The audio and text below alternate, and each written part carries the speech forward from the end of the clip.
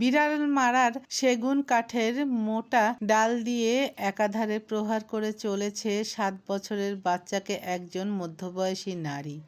একটা প্রহারে সাপের মতো এঁকে বেঁকে যাচ্ছে বাচ্চাটা, সাথে বিকট চিৎকারে মাটি পর্যন্ত কেঁপে উঠছে। তবুও পাষণ্ড নারীর মনে একটু দয়া উদয় হলো না। শরীরের সমস্ত শক্তি শেষ হলেই হাত যখন থামল বাচ্চাটা তখন আধমরা। সেই অবস্থাতেই গলায় পাড়া দিয়ে ধরলেন। শ্বাসটা যখন শেষ, প্রায় নিভু নিভু, জানটা চোখে উঠে এলো। পেছন থেকে কেউ ধাক্কা দিয়ে সরিয়ে বাচ্চাটাকে বুকে টেনে নিলেন।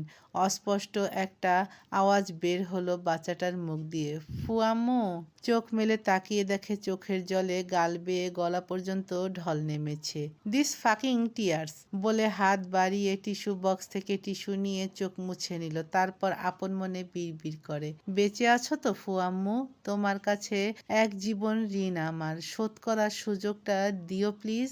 মক্কু আর সজীব হনহনিয়ে ক্লাবে ঢুকলো। পেছনে জেনিও আছে। সবার মুখের রং কালো। নিবিড় হাত পা মেলে লম্বা একটা টানা দিয়ে তাদের দিকে দৃষ্টিপাত করে। ভাষণের পর গরমে ক্লান্ত হয়ে ক্লাবে চলে এসেছিল রেস্ট নিতে। ক্লান্ত চোখ অলস হয়ে লেগে আসায় ছোটবেলার দুঃস্বপ্নগুলো উকিঝুঁকি দেয়া শুরু করেছিল। আর রেস্ট। প্রতিদিন শ্বাস প্রশ্বাস চলে পৃথিবীর ঋণ শুধু বাড়াচ্ছে। দীর্ঘশ্বাস ছাড়ল একটা। ভাই, সমাবেশ থেকে জিয়ানা হাপিস হয়ে গেছে। বাসা বস্তি কোথাও নেই, এমনকি পার্কিং লটে সাইকেলটাও পড়ে আছে। একদমে মক্কু বলে ওঠে, চিল চিল, যা দর্শি মেয়ে নিশ্চিত কোথাও না কোথাও মারপিট করছে, খুঁজে দেখ। নিবিড় ডোন্ট কেয়ার ভাব নিয়ে বলল, নো ভাইয়া, ওর ফোন কখনো সুইচ অফ থাকে না। তাছাড়া সমস্যা হচ্ছে সাইকেল ছাড়া এক পাও নড়ে না। আরও একটা ব্যাপার আছে, ওর ফ্রেন্ড মৌসুমি বলেছে সমাবেশে গিয়েছিল, হঠাৎ সাইডে চলে আসে। একটা মেয়েকে দেখেছিল নাকি ওর সাথে কথা বলতে, তারপর ওইখান থেকে আর খোঁজ পাইনি। জেনি বেশ চিন্তা চিন্তা সুরে বলল, তোমরা কি ভাবছো ওকে কেউ কিডন্যাপ করেছে? ওহো, তাহলে তো চিন্তার বিষয়। ঠিক, একটা মেয়েকে কিডন্যাপ করা মানে অনেক খারাপ কিছু হতে পারে। সজীব নিবিড়ের পাশে বসে বলল, আরে আমি চিন্তায় আছি কিডন্যাপারের জন্য। আহারে, তাদের কি হাল করবে পাগল মেয়েটা। নকল আফসোসের ভান ধরে বলল নিবিড়। সজীব, আমি তোমাকে বললাম শুধু শুধু এখানে এসো না, চলো আমরাই আবার খুঁজি। বলে বিরক্ত হয়ে দ্রুত বেরিয়ে যায় জেনি। মাঠের গেটের সামনে দাঁড়ানো কিছু ছেলে পেলে দেখেছে একটা কালো হাইস গাড়িতে জিয়ানাকে উঠতে। ভাই, তোর তো একটা ফোনই যথেষ্ট, ট্রাফিক পুলিশ সব বের করে দিতে পারবে। ফালতু কাজে আমার সময় নেই, চাল হাট। আমি টায়ার্ড। মকু, আইস নিয়ে আয়, যা। কয়েক পেক পেটে চালান দিতে হবে, যাওয়ার আগে আসবি, যা। বলে হাত দিয়ে ইশারা করে নিবিড়। সজীব এইবার নিজেও হাল ছেড়ে দিয়ে উঠে দাঁড়ালো। তার মন ভেঙে গেছে। এই কয়েকদিন তার কোথাও মনে হয়েছে নিবিড়ের পরিবর্তন সম্ভব, এবং সেটা জিয়ানাকে দিয়েই। কিন্তু আজ সে হতাশ, চরম হতাশ। সবাই বের হওয়ার পরই নিবিড় নিজের ফোন বের করে, কিছু টাইপ করে বাইকের চাবি নিয়ে বের হয়ে গেল ক্লাব থেকে। নিবিড় কারো ঋণ রাখে না, আবার উপকারের ক্রেডিটটাও নেয় না। সে চলে কিছু আপন নীতিতেই আর আপনা গতিতেই। মাঝখানে কিছু অ্যাংস্যাং মানুষ এসে যায়, তাদের জন্য হঠাৎ মনের উচাটনে বেশ বিরক্ত বোধ করে। এমন মানুষের সংখ্যা অতি সামান্য। ইদানিং কয়েকজন জোর করে ঢুকে যাচ্ছে সেই ক্ষুদ্র ফর্দ সাদা ধবধবে দেয়ালের এক পাশ পুরোটাই ছোট ছোট পাথর দিয়ে ডিজাইন করা। পুরো মেঝেতে বিছানো সাদা লোমের অত্যন্ত নরম কার্পেট। এক পাশে আর্টিফিশিয়াল সাদা চেরি ব্লসমের 2টা গাছ। নিচ থেকে সাদা কুণ্ডুলির মতো ধোঁয়া বের হতে লাগলো, আর সাদা লাইটিং হঠাৎ বদলে নীল হয়ে গেল। পুরা কক্ষটাই একটা স্বর্গীয় আভায় ছেয়ে গেল যেন। সেই কক্ষে প্রবেশ করে সম্পূর্ণ বস্ত্রহীন এক ষাটোর্ধ্ব পুরুষ। দেওয়ালের বিশেষ এক সুইচ অন করতেই কক্ষের ঠিক মাঝখান থেকে বের হয়ে এলো একটা কফিন সম বক্স। কফিনের ঢাকনা খোলার সাথে সাথে ভেতরে লাল বেলভেট কাপড়ের মাঝখান থেকে সাদা ব্রাইডাল ড্রেস পরিহিত এক নিদ্রিত রমণী বের হলো। মাথায় দামি পাথর খচিত এক বিশাল তাজ, ঠিক খ্রিস্টানদের বিয়ের সাজে সজ্জিত ঘুমন্ত রমণীটি। নগ্ন পুরুষ এগিয়ে গিয়ে বিবস্ত্র করে দিল রমণীকে। ফ্যাকাশে সাদা শরীর অনাবৃত করে সাইড থেকে মাথা যুক্ত এক ছুরি বের করলো। সেই ছুরি দিয়ে নিজের হাত কেটে রক্তে মেখে দিল ঘুমন্ত রমণীর সারা শরীর। মাখানো শেষে আরেক বিশেষ সুইচ অন করলো আর দেওয়ালের এক পাশ খুলে দরজা বের হয়। সেই দরজা ধরে ভেতরে ঢুকে টকটকে লাল তরলের বাথটাবে ডুব দিল নগ্ন পুরুষটি। এই যেন নিজেকে নাপাকার অপবিত্রের সর্বোচ্চ চেষ্টা। বার কয়েক ডুব দিয়ে সেই অবস্থায় উঠে এলেন। হঠাৎ কেউ দেখলে মনে হবে রাক্ষসপুরীর সাক্ষাৎ রাক্ষস। হেঁটে হেঁটে চলে গেল অন্ধকার এক কুঠুরিতে। সেখানে সরু এক সিঁড়ি বেয়ে উপরে উঠতে লাগলো। প্রতি কদমে লাল তরলের ছাপ স্পষ্ট। সিঁড়ি বেয়ে উঠে এলো লাল আর কালো মিশেল এক ভয়ঙ্কর কক্ষে, যার একদম সম্মুখে দুই শিংওয়ালা জানোয়ারের মাথার আদলের এক কালো মূর্তি। নগ্ন ব্যক্তি মাথা ঝুঁকিয়ে সম্মান জানালো সেই ভয়ঙ্কর মূর্তিটির সামনে, তারপর আওড়ালো, ওহ লুসিফার, আর কতদিন, আর কত বছর, এই অপেক্ষার শেষ কোথায়? পৃথিবীর সকল ধর্মের একটাই প্রতিদ্বন্দ্বী, সেটা শয়তান। কিন্তু কিছু মূর্খ সেই শয়তানেরও উপাসনা করে নিজ উদ্দেশ্য হাসিলের জন্য। এই সেই শয়তান পূজারীর এক অংশ।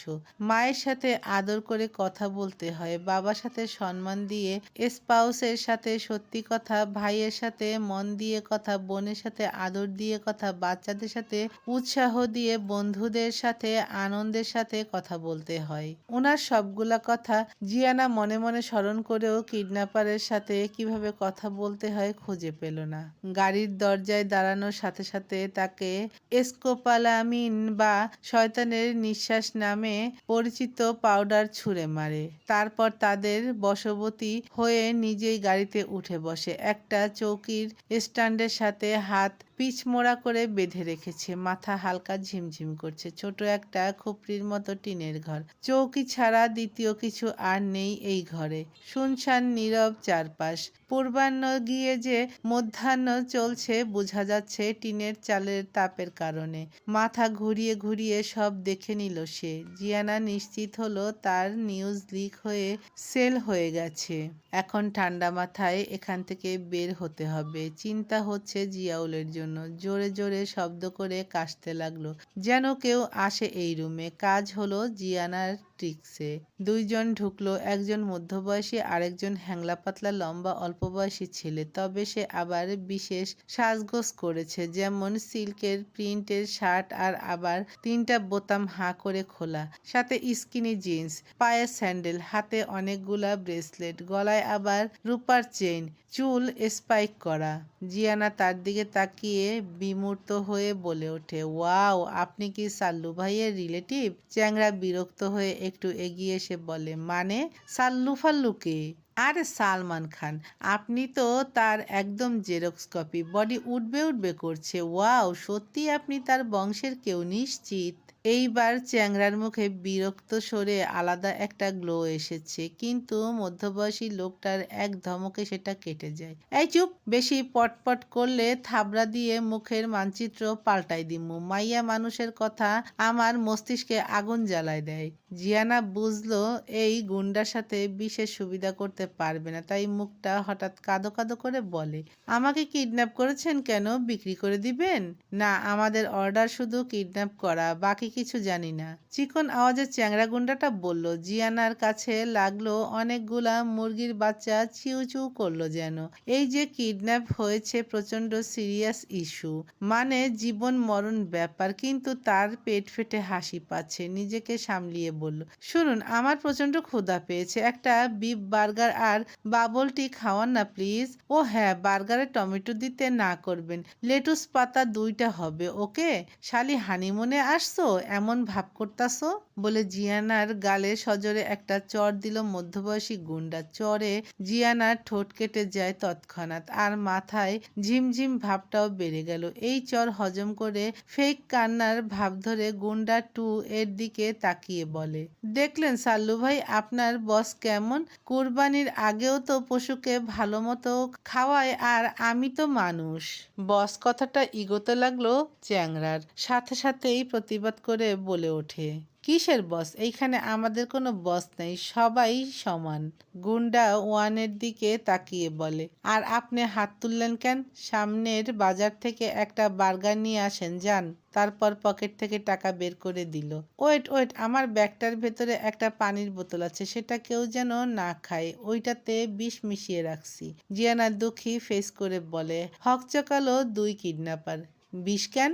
আরে আমার বয়ফ্রেন্ড আমাকে ডিচ করে আজ বিয়ে করছে, তাই আমি সিদ্ধান্ত নিয়েছি সে যে মুহূর্তে কবুল বলবে আমিও টপকে যাব।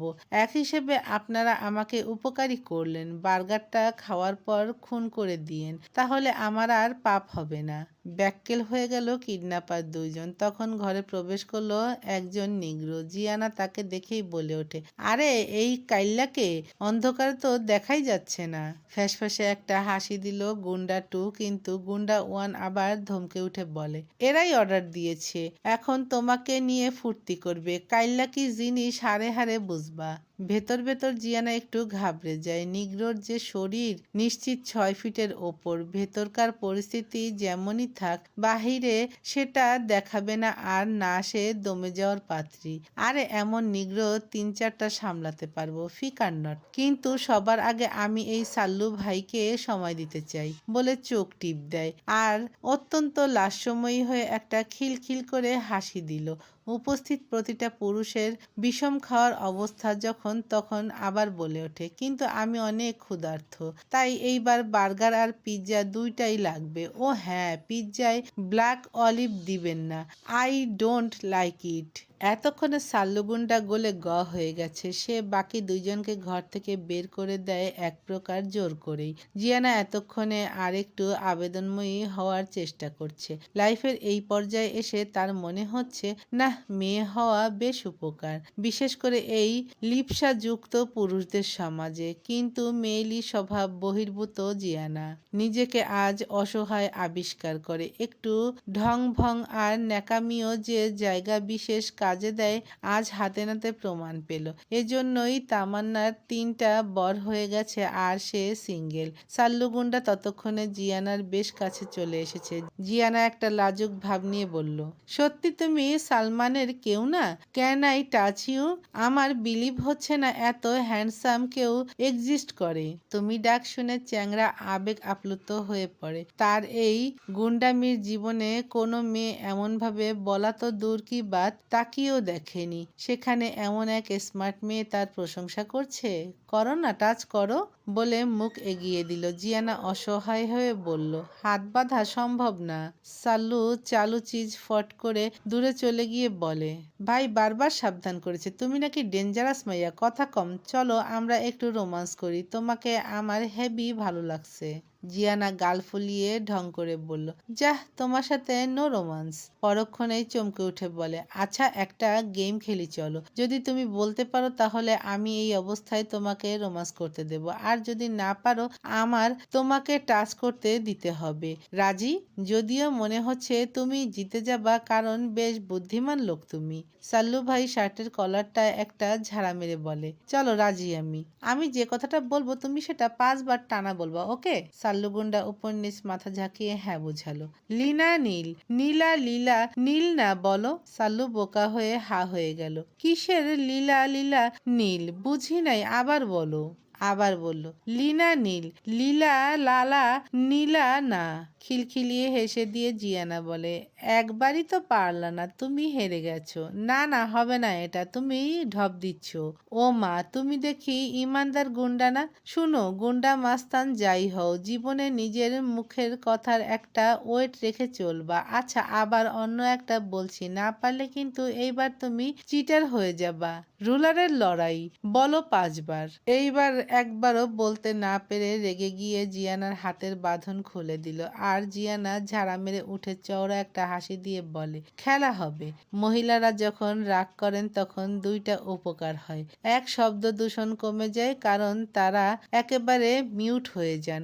আর 2, ঘরের প্রতিটা কোণা ঝকঝকে তকতকে হয়ে যায়, কারণ মুখ বন্ধ হলেও হাত চলে বুলেট ট্রেনের গতিতে।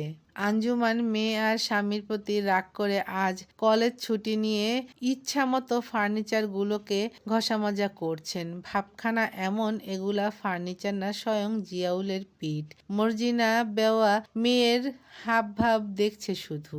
জায়গা মতো মুখ খুলে বারুদের ঘরে আগুন লাগাবেন সেই সুযোগ খুঁজে চলেছেন। ঠিক তখনই জেনি হন্তদন্ত করে বাসায় ঢুকে জিজ্ঞেস করলো, জিউ ফিরেছে আম্মু? আঞ্জুমান সোফায় বসে পড়ে চুপ করে থাকলেন।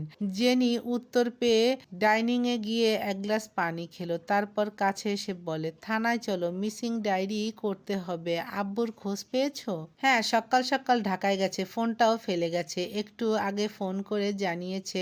আর জিয়ানার জন্য টেনশন করতে না করেছে। আমি এদের হাবভাব কিছু বুঝি না, এত জ্বালা আর সহ্য হয় না বলে হাতের ময়লা ন্যাকড়াটা ফ্লোরে ছুঁড়ে মারলো। চিন্তা করার কথা কেউ না করলে কি সেটা আসা বন্ধ থাকে? জিউ কখনোই ইরেসপন্সিবল না, সাইকেলটাও না নিয়ে কোথাও যেতে পারে। জেনি সোফায় গা এলিয়ে বসে বলল, তোদের আর আজাইরা চিন্তায় কামড়ায়, অন্যের ঝামেলা জামাই নিতেও পারে বাপু। মাইয়া দুইটাই বড় হইছে দেখা শুইনা বিয়া দিব্যি তা না, দামরি মাইয়াদের ছাইরা রাখছে। যেদিন কেলেঙ্কারি করবে সেদিন বুঝবি। এমন মাইয়া হইয়া বন বাদারে ঘুরে না জানি কোন আকাম কুকাম করে বেড়ায়। অত্যাধিক বিরক্ত হয়ে মর্জিনা বেওয়া বললেন, আহা আম্মা, এখন তুমি দয়া করে শুরু করো না, এমনিতেই মাথার রগ দপদপ করে জ্বলছে আমার। গরিবের কথা বাসি হইলে ফলে, পরে পস্তাবি খুব। শুনো আম্মা, আমাদের ভাগ্যের একটা খারাপ দিক কি জানো? তুমি হাজারটা ভালো কথা বলো, ফলবে না একটাও, কিন্তু খারাপ কথা ফলে যায় দ্রুত। পরক্ষণেই জিয়াউল হন্তদন্ত হয়ে প্রবেশ করে জেনিকে জিজ্ঞেস করলো, কতক্ষণ থেকে জিয়ানা নিখোঁজ? 11টা থেকে আব্বু।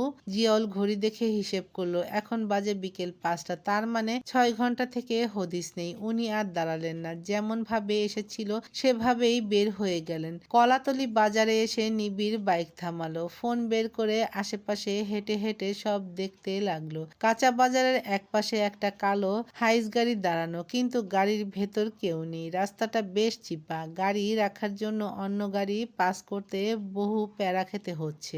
মেইন রোডে একটা বড় পিকআপ ভ্যান দাঁড়ানো দেখে সেদিকে যায় নিবিড়। পিকআপে বসা হেল্পার আর ড্রাইভারকে 2টা বড় নোট দিয়ে বলে, হাইসের পেছনে ইচ্ছা মতো ধাক্কা দিবি, যেন থেতলে যায়। ড্রাইভার কথা মতো সেটাই করলো। কিছুক্ষণের মাঝে সেখানে একটা জটলা বেজে গেল, আর মাইক্রো গাড়ির ড্রাইভার এসেই পিকআপের গাড়ির ড্রাইভারকে প্রহার করতে লাগে। এদিকে ড্রাইভার তল থেকে নিবিড়কে খুঁজতে শুরু করেছে, বলল সমস্যা নেই, সে বাঁচাবে। এখন তাকে বাঘের গুহায় রেখে বান্দা লাপাত্তা। সবাই মিলে ড্রাইভারকে ছাড়িয়ে দেয়। জরিমানা হিসেবে পিকআপের ড্রাইভারের পকেট থেকে সেই 2000 টাকা নিয়ে ছেড়ে দেয় জনতা। এজন্যই বলে টাকার লোভ বড় লোভ। টাকা তো পেলই না, সাথে বোনাস হিসেবে গণপিটুনি ফ্রি।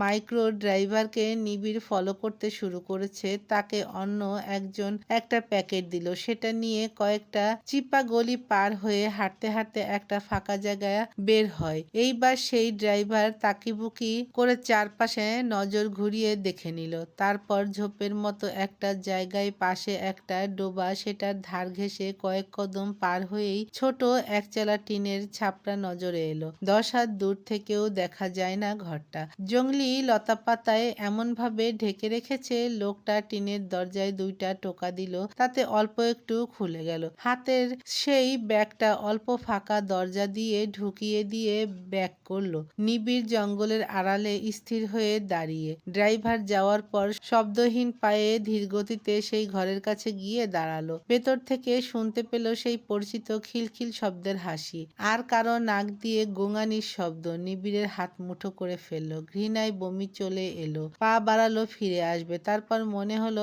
সবসময় কানে না দেখে চোখেও দেখা উচিত। কোমরে গুজা রিভলভারটা টেনে লোড করে নিয়ে ট্রিগারে আঙ্গুল রেখে এগিয়ে গেল আবার। টিনের দরজায় 2 টোকা দিল তখনকার মতো, একইভাবে এখন আর কোনো ফাঁকা হলো না। নিবিড় নিজেই হাত দিয়ে ট্রেনের দরজা খুলে আগে রিভলভার ঢুকিয়ে সম্পূর্ণ ভেতরে ঢুকে যায়। নিবিড়ের মুখ কয়েক ইঞ্চি হা হয়ে গেছে। হতবিহ্বল হতবাক স্তব্ধ হয়ে দাঁড়িয়ে আছে। হাই কাবলিওয়ালা বলে চমৎকার একটা হাসি দিয়ে পিজ্জায় কামড় বসালো জিয়ানা। রুমে তিনজন ব্যক্তি বিছানার চাদর দিয়ে একসাথে বাঁধা, টুকরো চাদরের অংশ দিয়ে মুখ বাঁধা। প্রত্যেককেই ইচ্ছামতো প্যাদানো হয়েছে, চেহারা দেখেই বোঝা যাচ্ছে। এর মাঝে একজন নিগ্রোও আছে। আর জিয়ানা কালো ওভারসাইজ হুডি আর কার্গো প্যান্ট পরে এক পা খাটে ভাঁজ করা, আরেক পা মাটিতে রেখে কাঠের খালি চৌকিতে বসে পিৎজা আর বার্গার খাচ্ছে। রিভলভার আবার কোমরে গুজে খাটের কাছে গিয়ে দাঁড়ায় নিবিড়। নিবিড়ের দিকে একটা স্লাইস বাড়িয়ে দিয়ে জিজ্ঞেস করলো, খাবেন? Domino's special barbecue pizza with extra cheese. এটা খাওয়ার জন্য 1 ঘন্টা থেকে বসেছিলাম আর এই তিনটাকে কেলাচ্ছিলাম। খালি খালি বসে থাকতে আমার ভালো লাগে না। নিবিড় হাসবে না রাখবে বুঝে উঠতে পারল না। এমন ভোলাভালা চেহারার একটা মেয়ে, অদ্ভুত তার সব আচার আচরণ। মাঝে মধ্যে তার মতো শক্ত মানুষও খাবি খায় না। আছে কোনো অস্বস্তি, না ভয় ডর। নাক দিয়ে বড় করে একটা শ্বাস নিয়ে আস্তে করে সামনে গিয়ে বসে জিজ্ঞেস করলো, কি ধাতু দিয়ে তৈরি তুমি? কিডন্যাপারের আস্তানায় বসে তাদের দিয়ে পিৎজা আনিয়ে পিকনিক করছো? একটুও ভয় লাগে না? জিয়ানা একটু অবাক হয়েও হলো না। শুকনীল নিবিড় শান্ত মেজাজে তার সাথে কথা বলছে। এটাও হয়? বাহ! খেতে খেতে উত্তর দিল, অষ্টধাতু, ভয়ের কি আছে? যখন মরবো তখন দেখা যাবে। কাল মরবো বলে আজ খাওয়া নাওয়া বাদ দিয়ে শোক পালন করব? আর আমি আবার অত খারাপ না খাওয়ার জন্য এদের সেধেছি। জিজ্ঞেস করুন কে আছে এর পেছনে?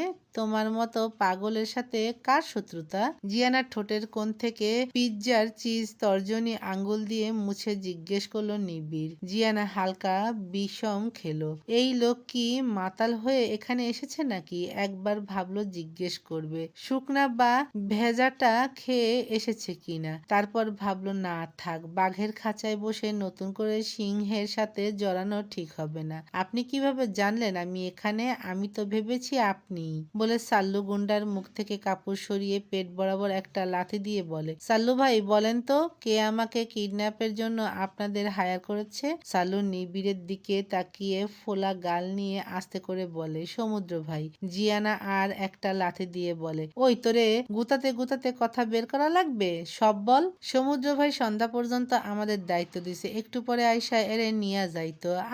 মাগো! জিয়ানা পায়ের পাড়া দিয়ে দাঁড়িয়ে বলে, এরে কি বল ম্যাডাম। Madam madam. আরেক পিস পিৎজা মুখে কামড় দিয়ে নিগ্রোটাকে একটা কিক দিল। বের হবে আবার গিয়ে আরেকটা কিক দিল মধ্যবয়সী গুন্ডাটাকে। কুকিয়ে উঠল লোকটা। আরেক পিস পিৎজা নিয়ে সাল্লুর মুখে সম্পূর্ণ পুরি দিয়ে বলল, সাহায্য করার জন্য শুক্রিয়া, মনে রাখবো। দরজার দিকে আসার সময় সাল্লু জিজ্ঞেস করে, ম্যাডাম আমার চেহারা কি সত্যি সালমান খানের মতো? অরুণের বিদায়ের সময় হয়ে এলো। সন্ধ্যা হতে বেশি দেরি নেই। কখন অন্য বাহিনী চলে আসে ঠিক নেই। তাই জিয়ানা উত্তর না দিয়ে বের হয়ে আসে, কিন্তু নিবিড় কাছে গিয়ে বলে, জঙ্গলি দাঁতওয়ালা শুয়োরের মতো তোর চেহারা।